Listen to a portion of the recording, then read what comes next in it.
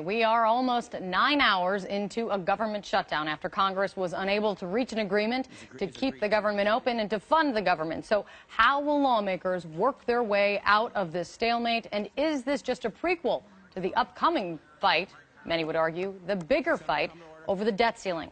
Senator Rand Paul, the Republican from Kentucky, he's joining us exclusively from Capitol Hill. Senator, it's great to see you. Thank you so much for your time this morning. Good morning. Good morning. From your perspective, where do things go from here this morning? Well, you know, I've had a couple of suggestions, and one suggestion is that when we disagree, historically we've gone to conference committee.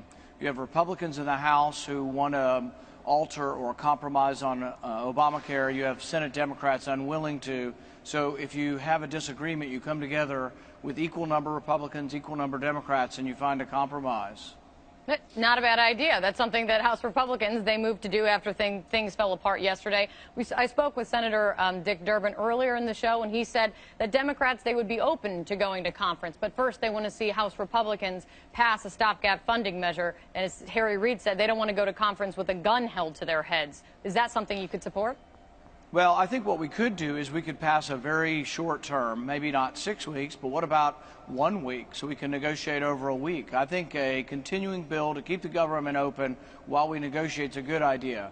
I do agree that negotiating with the government closed probably to them appears like strong-arm tactics. So if we keep the government open, but I think it needs to be short-term enough that we are having an active negotiation, that we don't just say, oh, we're going to fund it for 3 months or 2 months and come back. I think if we did it for a week or two, I think we could still continue to negotiate, have a conference committee, and really I think the American people do want us to work this out. That might be the first glimmer of hope I've heard all morning, so I appreciate it. You know, Democrats will also argue that they've been calling for you've been calling for going to conference for quite a while. Democrats say they've also been saying that for a while, to go to conference to hammer out these budget issues. Do you think Speaker Boehner then made a mistake that he didn't make a move to go to conference earlier, because this was their kind of their last straw last night?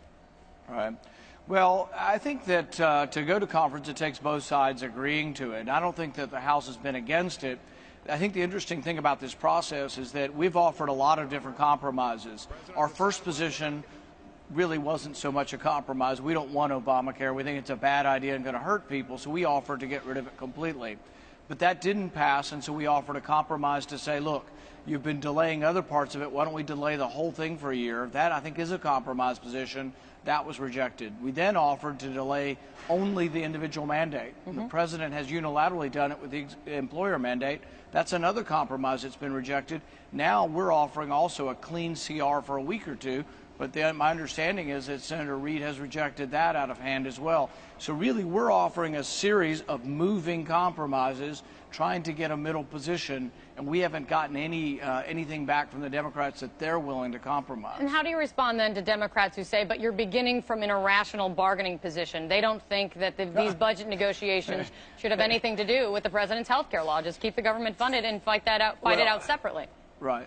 I think that anytime you disagree, if you and I disagree and I start out by calling you irrational, we're not going to get anywhere. I mean, obviously, when we disagree, we don't like the premise of the other person's position. Okay.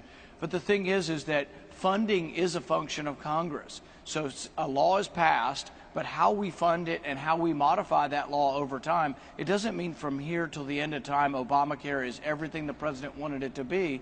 The president's been modifying his own plan over the last several months. Should Congress not be part of that? Some of us think it's illegal for the president to do it without our authority. So really, I think we should be part of the mix, and he shouldn't get 100% of Obamacare as he wants it without any input from Republicans as well as the rest of the country. So, Senator, kind of how this end stage kind of kicked off was you stood with Senator Ted Cruz in that marathon protest on the Senate floor. When you look at that, where you stood there and where we are today, do you think that protest helped or hurt negotiations? I ask that because we are hearing more and more some moderate Republicans in the House saying things like the Ted Cruz wing of the party in terms of criticizing how things have been handled.